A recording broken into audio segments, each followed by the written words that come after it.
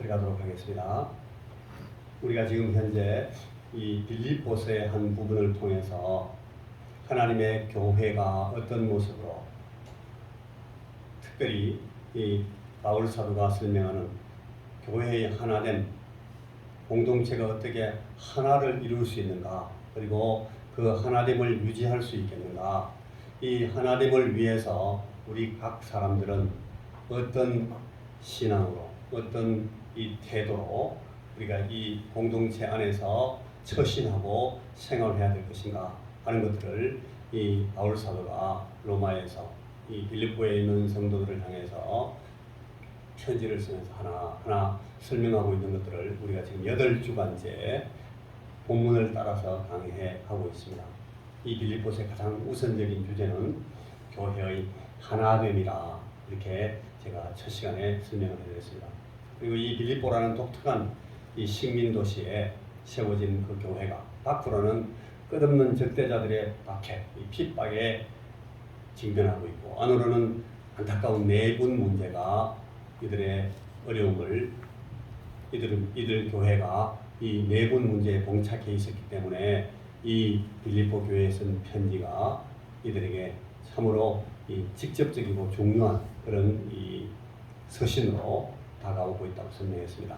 그래서 사도는 1장 28절 29절로서 너희들이 믿음 안에 굳게 서라, 그렇게 권고합니다. 이 권고는 똑같은 표현이 그 다음 3장 끝에도 나옵니다.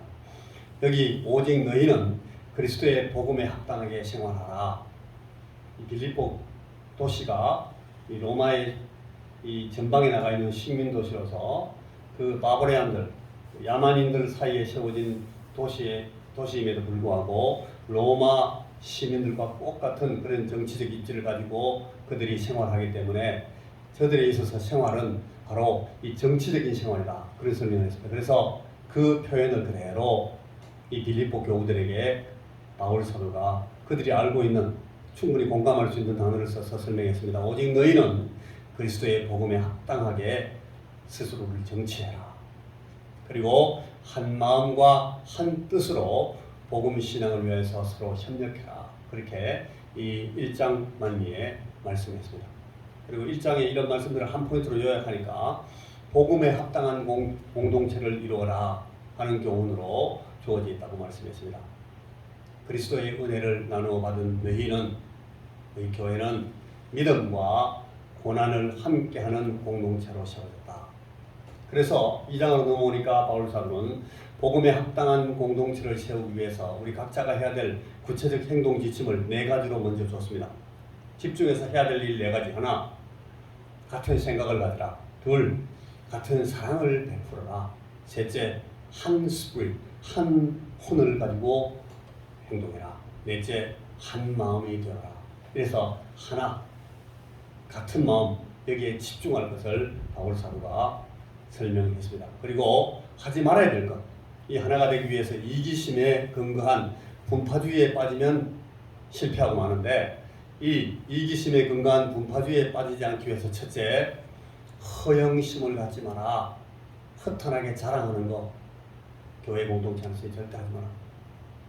둘째, 그 대신 겸손한 마음을 가져야 된다.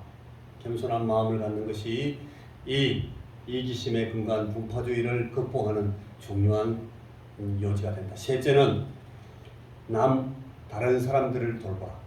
자기 것들만 생각하지 말고 남의 입장들에서, 남의 시각에서 다른 사람들의 관심을 돌볼 것을 그렇게 권면하고 있었습니다. 그러면서 겸손함을 따라 사는 것이 구원을 누리는 삶의 실상이다 하는 맥락으로 실제로 이 구원의 기쁨을 삶에서 체험하는 방법이 겸손이다, 그렇게 바울이 말하면서 예수 그리스도의 모범을 설명합니다.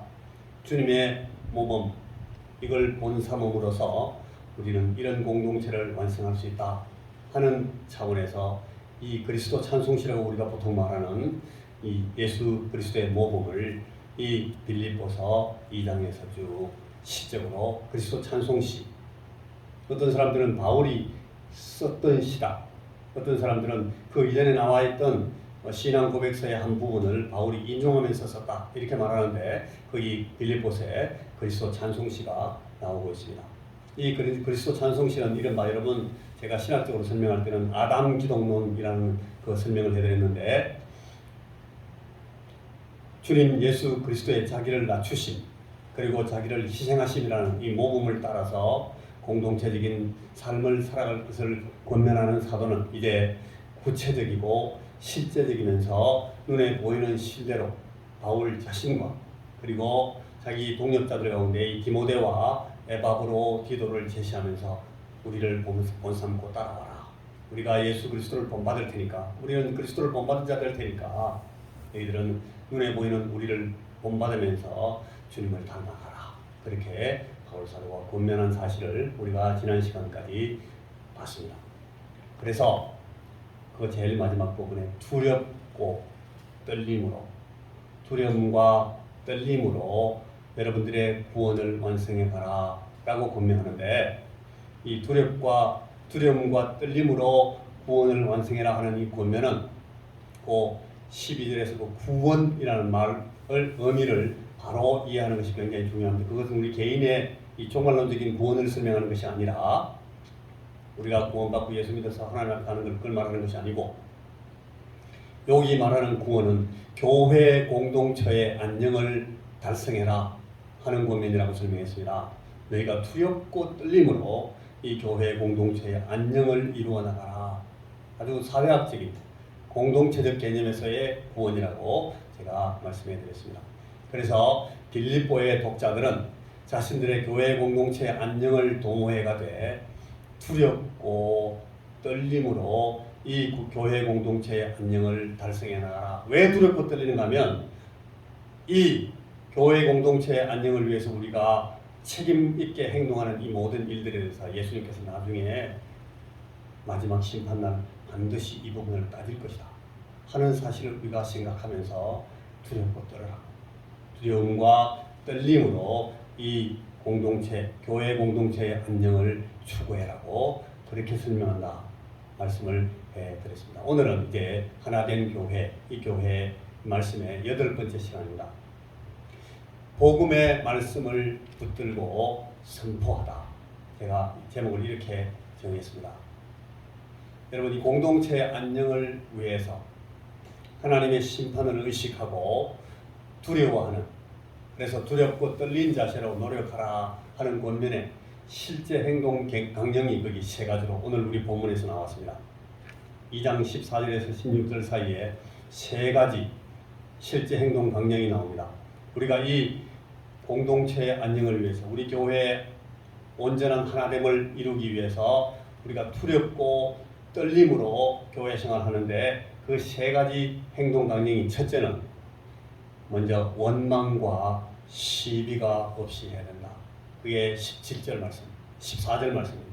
그리고 둘째는 그리해서 너희들이 세상의 빛들로 나타나라. 세상의 빛들로 나타나는 것이 무슨 뜻이냐? 우리가 이걸 이 공동체 안녕이라는 차원에서 한 번 더 봐야 되겠죠. 3번째 그 말씀에 우리 본문의 말씀의 경우는 그러면은 생명의 말씀을 밝히는 결과를 우리가 얻게 된다. 원망과 시비가 없이 해야 된다. 세상의 빛들로 나타나려면 원망과 시비가 없어야 된다는 거예요. 원망과 시비가 없이 하면 세상의 빛들로 나타나게 되고 이 세상의 빛들로 별처럼 빛들로 나타나는 것이 이제는 횃불을 비추는 것처럼 생명의 말씀을 밝히는 것으로 결과된다. 이런 맥락으로 이 3가지 행동 강령이 나오고 있습니다. 자, 원망과 시비에 빠지지 마라. 너희들이 교회에서 원망과 시비가 없이 해라. 라고 바울 사도가 말씀할 때에 이 원망과 시비 이걸 원어적으로 설명을 해보면 그게 불만에 차서 수건거리는 그런 일을 말합니다. 불만에 차서 수건거린다. 원망과 시비가 원망을 설명해도 그리고 시비를 설명해도 원어적으로는 저 의미에 연결되어 있습니다.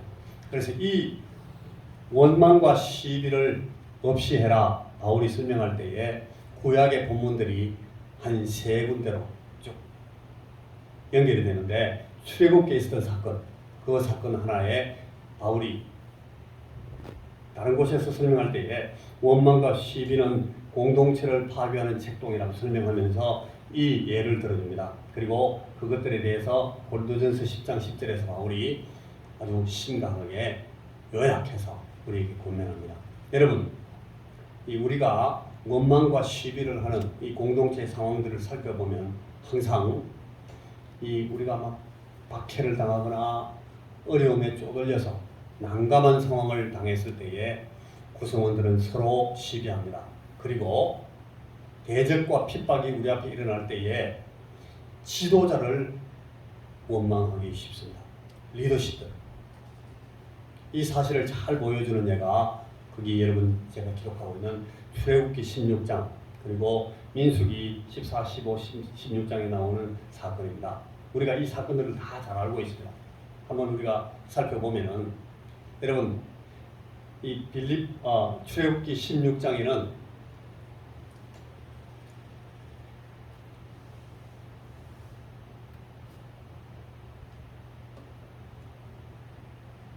애굽에서 광야로 나온 이 이스라엘 백성들이 자기들이 먹을 것이 부족하다. 또 자기들이 마실 것이 부족하다. 하는 이 생활의 어떤 필수적인 그런 이 상황들이 너무 어렵게 가니까 자꾸 이 옛날에 살던 그 애굽의 시절을 돌아보면서 우리 이렇게 굶기려고 데리고 나왔냐고 막 원망을 했습니다. 이 이스라엘 백성들이 원망하는 원망이 표면적으로는 지도자인 모세를 향한 원망이었지만 우리 하나님께서는 그 모든 사실들을 종합하면서 받아들이시기를 너희들이 지금 모세를 원망하는 것이 아니고 나를 원망하는 것이다. 하나님께서 그렇게 이 원망의 성격을 규정하신 후에 이들이 원망하고 시비하는 것에 대한 결과로 하나님께 주시게 되신 것이 뭔가 하면 그게 만나입니다. 여러분이 출애굽기 16장에 나오는 이 맥락을 쭉 보면 만나가 주어지는 상황이 결코 축복이 아닙니다. 우리는 지금 만나를 생각할 때 야 맛있는 거 하나님께서 하늘에서 막 기적적으로 주셔가지고 분량의 제한도 없이 먹을 수 있을 만큼 많이 먹을 수 있도록 하나님께서 하늘에서 막 그 너무너무 고소하고 맛있는 달짝지근한 그런 만나라는 음식을 하늘에서 막 쏟아 부어 주셨다. 이스라엘 백성들에게 있었던 큰 축복이었다. 이렇게 생각하는데 그것이 아니라 하나님은 이 출애굽기 16장의 상황을 보면은 이 이스라엘 백성들에게 만나를 주신 것이 저들의 원망 때문에 너희들이 나를 원망하고 있지? 이 원망이 너희들은 지금 음식이 부족하고 먹을 것과 마실 것이 부족해서 지금 막 원망한다고 말하지. 내가 한번 줄게. 내가 너희들에게 먹고 싶으면 다 줄 테니까 세상에서 가장 맛있는 것으로 다 줄 테니까 이걸 요새 우리 시쳇말로 하면 대구 사투리 좀 써서 강하게 말하면 이걸 처먹고 배 터지도록 처먹고 그 다음에는 어떻게 할지 내가 보겠다. 하나님께서 이 만나를 주신 목적이 의미가 그렇습니다.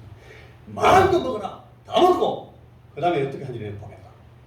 원망을 하나 안 하나 이 불만을 토로하고 계속 하나 안 하나 그러니까 이 하나님께서 이 만나를 주신 것은 축복이 아니고 이 사람들의 그 영적 상황에 대해서 저들이 표현하는 원망과 시비에 대해서 하나님께서 하나의 기준점을 가지고 들이대신 겁니다.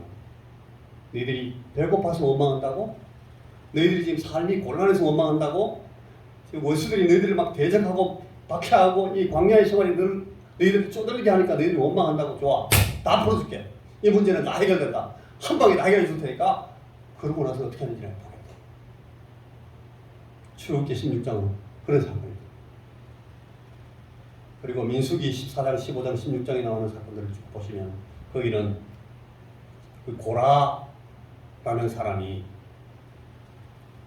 추정 건네는 이 고라는 아론과 이 모세와 혈연적으로 관계되어 있는 레위 사람입니다. 그런데 이 사람이 하나님께서 발탁하시고 하나님께서 이스라엘 백성들을 위해서 리더로 쓰시는 이 모세에 대해서 굉장히 질투심이 발동했습니다. 그리고 하나님께서 이 모세에게만 지도력을 베풀어 주시고 권위를 주시고 그로 하여금 이 이스라엘 백성들을 이끌고 나가게 하는 그 일에 대해서 이 사람은 굉장히 불만이 갔다. 그래서 원망하고 시비하면서 이 모세에게 도전합니다. 왜 니만 대장이냐? 니만 왜 자꾸 리더를 하려고 니만 왜 자꾸 두목이 될 수 있느냐? 나도 할 수 있다고 생각한다. 나도 장군 한번 해보고 나도 대통령 한번 해보자. 나도 한번 너처럼 대장 한번 해보고 싶다. 그래가 막 덤벼듭니다. 그 일에 대해서 하나님께서 내가 모세를 세운 것은 모세의 그 성격이나 그의 인격이나 그의 능력 때문에 이 모세를 세운 것이 아니라 이 이스라엘 백성을 향해서 하나님께서 주신 그 언약에 기반해서 이 모세가 어떤 사람으로 세워지는가를 이 하나님께서 세우신 사람으로 이 모세를 세우시고 이끌고 가신다 하는 사실을 분명히 하면서 이 모세의 지도력에 도전하는 것을 그 원망과 시비의 그 본질을 하나님 당신에 대한 도전으로 그렇게 간주하시고 대응하십니다. 그래서 이 고라 자손, 이 고라 사람들과 고라와 고라의 가족들, 고라의 이 가문들이 완전히 생매장 당합니다. 땅이 입을 벌려서 다 먹어버립니다. 그리고 그것 때문에 또 백성들이 왜 자꾸 싸우셔요? 왜? 그 사람 하나 좀 받아주시면 되지. 모세가 화를 내니까 이렇게 됐잖아요. 그러면서 이 백성들 가운데 어떤 사람들이 또 모세를 그걸 가지고 또 막 원망하고 시비하고 도전합니다. 그러니까 그 사람들까지 다 완전히 하나님께서 심판하시는 그런 아주 어려운 상황이 발생하는데 여러분 저 원망과 시비라는 말의 가장 전형적인 그 설명이나 그 표현이 구약적으로는 저기 출애굽기와 민수기의 사건으로 그렇게 나온다고 이 바울 사도가 설명을 쭉 하고 난 뒤에 고린도전서 10장 10절 말씀과 같은 그런 교훈을 바울이 했습니다. 그들 가운데 어떤 사람들이 원망하다가 멸망시키는 자에게 멸망하였나니 너희는 그들과 같이 원망하지 마라. 그들에게 일어난 이런 일은 본보기가 되고 또한 말세를 만난 우리를 깨우치기 위하여 기록되어 너무너무 무서운 말씀입니다. 이 말씀은 굉장히 무서운 말씀인데 그러나 이건 너무너무 실제적인 말씀입니다. 그리고 바울이 빌립보 교회의 하나됨, 공동체의 하나됨에 대해서 설명하면서 이 무시무시한 예를 들어서 설명합니다. 너가 원망과 시비하지 마라. 원망과 시비하는 것이 결과가 이렇다. 원망하다가 멸망시키는 자에게 멸망하였다. 멸망시키는 자가 누굽니까? 하나님이 우리 하나님께서 그 쓰잘데없는 원망과 시비에 대해서 대응하셨다는 겁니다. 그대로 출애굽기의 예를 그리고 민수기의 예를 들면서 너희들이 그 원망과 시비의 그 결과를 잘 봐라. 하나님이 그것들에 대해서 그 공동체 안에서 그 원망에 일어난 그 본질적인 그 본말을 어떻게 이해하시는지 잘 봐라. 하나님이 그것들에 대해서 멸망시키는 자로 나타났다. 너희는 그들과 같이 원망하지 마라. 똑같은 맥락으로 지금 빌립보서에서 바울이 원망과 시비가 없이 하라. 하나님의 공동체, 교회 공동체 안에서는 원망과 시비가 일어납니다. 그리고 두 번째는 거기 본문에 별들로 빛난다 라는 표현이 나왔습니다. 빛들로 나타난다. 이게 여러분 교회 공동체의 선교적인 사명을 표현하는 것은 아주 분명합니다. 하나님의 교회가 우리 주님께서 설명하신 그 산상보훈의 설명에 의하면은 자연스럽게 우리는 산 위에 있는 동네 같이 여러분 그 아프리카에 가니까 백인들이 흑인들이 원주민들이 그렇게 하는 것이 아니라 아프리카 백인들이 그 아프리카에 들어와가지고 정착하면서 그들은 이 마을들 그들의 이 부락들을 어디에 개발하는가 하면 우리는 언뜻 평평한 평지에 마을들을 만들 것 같은데 이 백인들이 잘 좋아하는 이 백인들이 굉장히 서구 사람들이 개발할 때 가장 좋아하는 그 마을의 위치를 전부 다 언덕 위에 산 위에 뒀습니다. 비탈 위에 저 높은 곳에 거기 가면 올라가기도 힘들고 물도 구하기 힘들 텐데 왜 저기다 했을까? 왜 그런가 하면 그 사람들은 그 마을들이 완전히 이 시야에 노출되어 있는 바랍니다. 그것이 자기들을 안보하고 방해하는 데 도움이 된다고 일단 생각했기 때문에 자기들이 식민 지배를 펼치는 그런 곳에 가서도 이 도회지나 마을들을 개발할 때 항상 높은 곳이 다 보이는 곳이 많은 거예요. 여러분, 주님께서 우리에게 설명할 때 너희들은 세상의 빛이다 라고 설명하시고 너희들은 산 위에 있는 마을이다. 감추어질 수가 없어요. 산 위에 있는 마을은 밑에서 다 보입니다. 불을 켜면 저 집 오늘은 몇 집에 불이 켜져 있네. 오늘 저녁에는 누구누구 집에 어떤 사람들이 와 있는가 보다. 소문이 났을 때 어디서 누가 방문 온다더만 지금 왔구만. 밑에서 다 보이는 거예요. 여러분, 저 우리 건너편에 지금 덕곡에 전원 마을이 개발되는데 전부 언덕 위에 만들어 놓으니까 이쪽에서 건너편에서 봐도 몇 집이구나. 저 집은 지금 비어있네. 다 보이면 빛들로 나타난다 하는 것이 이런 교회 공동체가 우리 공동체가 주변에 있는 모든 이 주민들 주변에 있는 모든 공동체들에게 그냥 드러난다는 거예요. 그래서 우리가 원망과 시비가 없이 교회가 화평한 모습으로 공동체 하나 되어 있을 때는 교회 공동체의 선교적인 사명을 감당할 수가 있다는 거예요. 역으로 표현하면은 공동체가 원망과 시비로서 불화하는 동안 결코 우리는 이 선교적인 스탠스, 선교적인 그런 입장, 그런 태도를 가질 수가 없다는 것입니다. 교회가 막 싸우면서 선교하는 것은 어불성설입니다. 선교적 교회가 막 분쟁에 휘말려 있고 선교적 교회 안에 막 원망과 시비와 분쟁이 많으면 결코 그 선교적 교회는 선교할 수가 없다는 것입니다. 여러분, 선교는 돈으로 헌금으로 하는 것이 이전에 여기 오늘 우리 본문에는 하나님의 흠없는 자녀로 세상에 나타난다 하는 것으로 시작합니다. 여러분 잘 보셔야 됩니다. 우리는 선교에 대해서 관심이 많고 선교를 위해서 평생을 들이면서 열심히 선교하는 사람들입니다. 우리 교회의 존재가 선교를 위해서 있다고 우리가 믿고 있는 사람입니다. 그러면 우리는 이 사실을 분명히 아셔야 됩니다. 여기 하나님의 흠 없는 자녀로 세상에 나타나라. 그래야 선교할 수 있다. 그 말은 여러분 여기 흠이 없다라는 말은 도덕적인 흠을 말하는 게 아닙니다. 언뜻 우리는 성경의 표현을 보면서 이게 참 거룩하게 살고 죄 짓지 않고 살고 서로 세상 가운데서 우리가 참으로 우리 주님의 그 거룩함을 드러내는 그런 참 흠없고 점없는 삶을 살아야 된다. 그런 표현이구나 하게 그렇게 이해하기 쉬운데 여러분 그것이 아니라 이 도덕적인 표현이 아니라 여러분 마태복음 5장 9절 같은 말씀 마태복음 5장 9절을 제가 읽어드리겠습니다. 여러분 한번 찾아보시겠습니까? 마태복음 5장 9절이 주님께서 흠 없는 하나님의 자녀가 어떤 사람이라고 설명하는지를 우리가 주님의 말씀에서 직접 한번 보시기 바랍니다. 마태복음 5장은 여러분 첫 부분이 여러분 잘 아시는 팔복 그 9절에 보면 복 있는 사람에 대해서 주님께서 말씀하실 때 이렇게 합니다. 화평케 하는 자는 복이 있나니 그들이 하나님의 아들이라 일컬음을 받을 것이며. 여러분 지금 바울이 너희들이 하나님의 자녀가 되라. 하나님의 아들, 하나님의 자녀로 나타나라. 여러분 하나님의 자녀가 되기 위해서 제일 먼저 주님께서 어떤 사람이 하나님의 자녀로 나타나는 복 있는 사람이라고 설명하는가 하면 화평케 하는 사람입니다. 바울이 지금 말씀하고 있는 맥락이 이 주님의 말씀의 그 흐름과 전혀 배치해 있지 않습니다. 화평과 일치가 있는 공동체가 성장한다는 겁니다.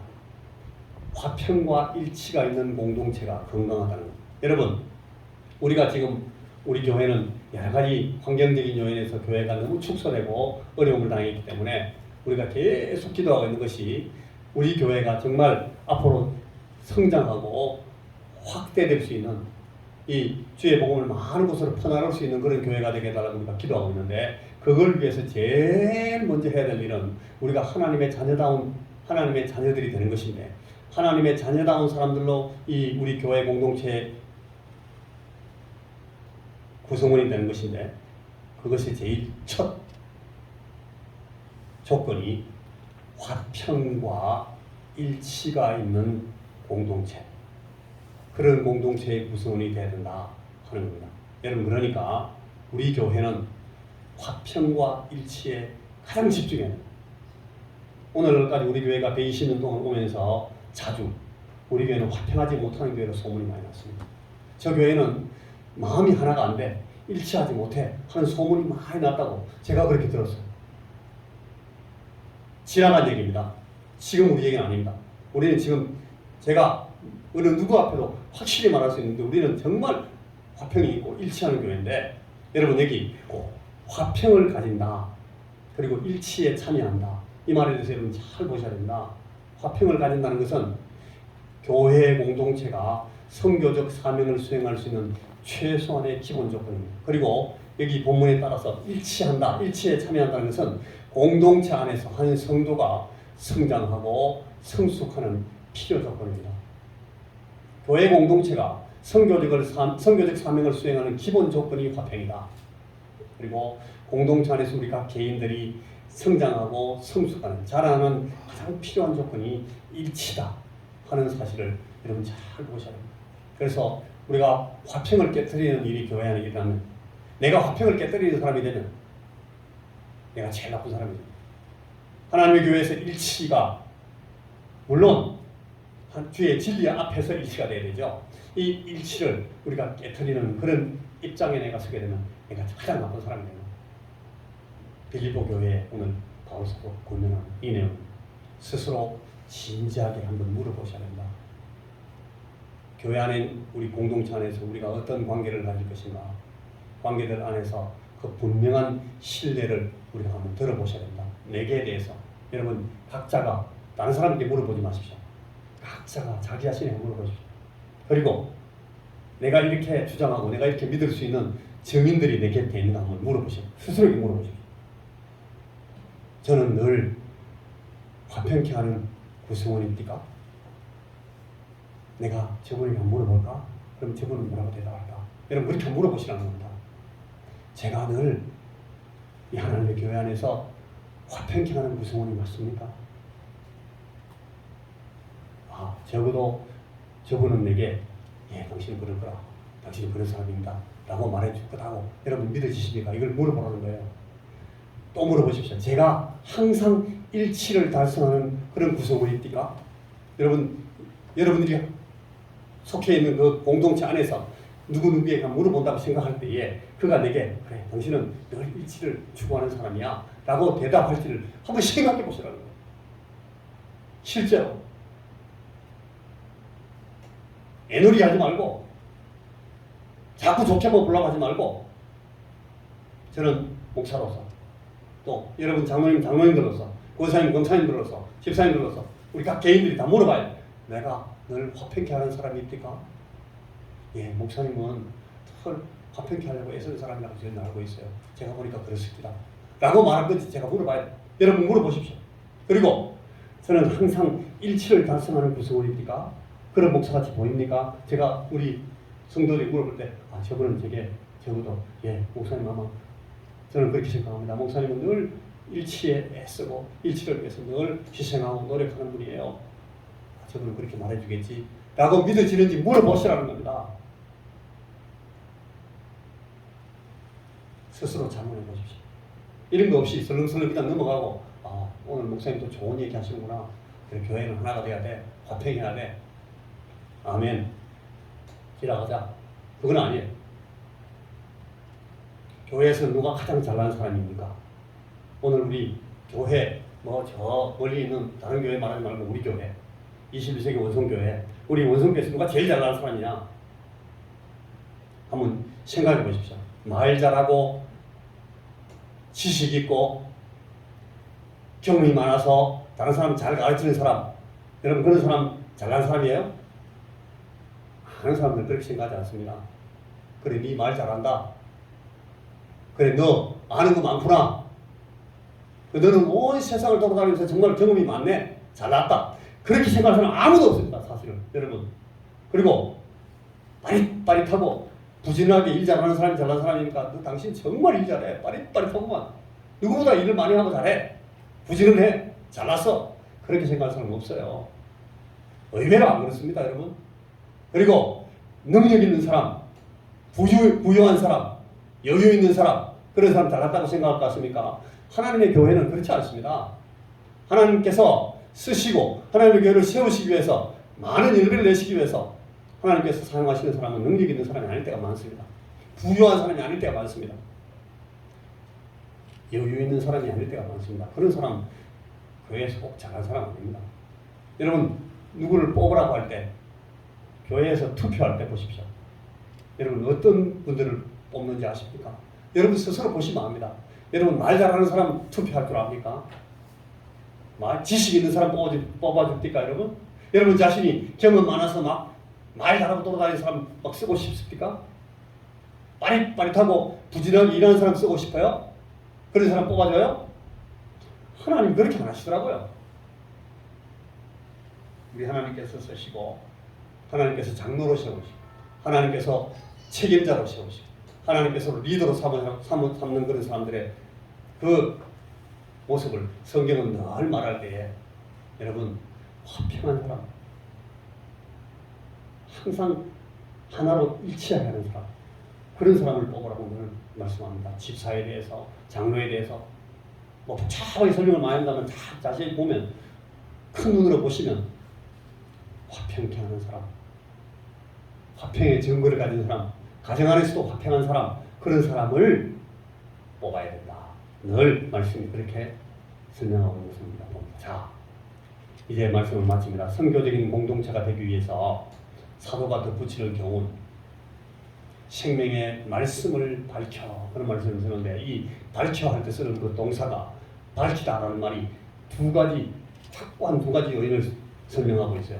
제가 우리 교수님한테 이 단어를 배울 때 굉장히 인상적으로 배웠는데 여러분 이 밝히다라는 동사에 그 어근이 두 가지로 되어 있습니다. 하나는 움켜잡는다 하는 뜻이 있어요. 움켜잡고 그 다음에 확 내미는 겁니다. 이게 밝히다 하는 동사의 헬라어 동사의 뜻입니다. 움켜잡고 확 내민다. 이게 이제 횃불을 들고 내민다 그런 뜻이에요. 횃불을 움켜쥐고 앞으로 확 내미는 두 가지의 행동, 두 가지의 동작을 동시에 그려내는 헬라어입니다. 굳건하게 붙든다, 적극적으로 내민다. 자, 복음을 굳건히 붙들어야 된다 하는 그 의미가 그 어근에 들어가 있고, 그 다음에 그것을 세상에 적극적으로 선포해야 된다 하는 그런 내용, 밝히다라는 말이 들어가 있습니다. 바울 사도가 이 말을 몇 번 반복했습니다. 여러분, 외적인 핍박이라는 이 고난에 처한 빌립보 성도들에게 선교적인 사명을 상기시키고 고용하되는 이 바울 사도의 가르침을 여기 주목하셔야 됩니다. 사명을 감당하기 위해서 강조하는 행동 강령은 첫째, 흠없는 공동체가 되어야 된다. 불화가 없는, 흠이라는 것이 도덕적인 설명이 아니고 이건 오히려 드디어 공동체적인 설명이에요. 일치하고 서로 화평하는 그런 공동체가 됩니다. 화평에 흠이 있으면 안 돼요. 둘째는 적극적으로 복음을 선포하는 공동체가 돼야 된다고 바울 사도가 설명합니다. 흠없는 공동체가 되어야 된다. 적극적으로 복음을 선포하는 공동체가 되어야 된다. 여러분, 이 말씀에 비추어서 오늘 우리의 공동체를 살펴봐야 된다. 우리 교회가 가야 될 곳, 우리 교회가 지향해야 될 모습, 우리 교회가 어떤 교회로 단단하게 서야 되는가, 어떤 교회로 서야 확산되고 자라나고 또 영향력을 주변에 있는 공동체들에게 미칠 수 있는 교회가 될 수 있을 것인가. 오늘 이 교훈을 잘 살펴보고 이 교훈의 요점들을 우리가 잘 명심하여 주시기를 바랍니다. 오늘 주의 말씀에 비추어서 우리가 제고해 보십시오. 내가 자주 분란을 야기하는 개인이라면, 혹은 우리가 관례적으로 세상과 타협하는, 일치하지 못하는, 하나님의 진리의 말씀에 일치하지 못하는 그런 공동체라면 우리가 과연 선교적인 사명을 수행하는 것이 가능할까? 오늘 말씀에 의하면 No, 안 된다. 절대로 우리 개인들은 교회 안에서 분란을 야기하는 그런 개인이 되면 안 되겠습니다. 구성원이 되면 안 되겠습니다. 그리고 우리 교회는 하나님의 진리 위에서 항상 일치하고 세상과 타협하는 것을 거부하고 온전히 주의 진리 안에 일치하는 모습으로 늘 나가는 그런 교회가 되어야만 우리는 성교하는 교회가 될 수가 있습니다. 자, 그리스도의 복음에 합당하게 생활하여 하나된 공동체를 세워나가십시오.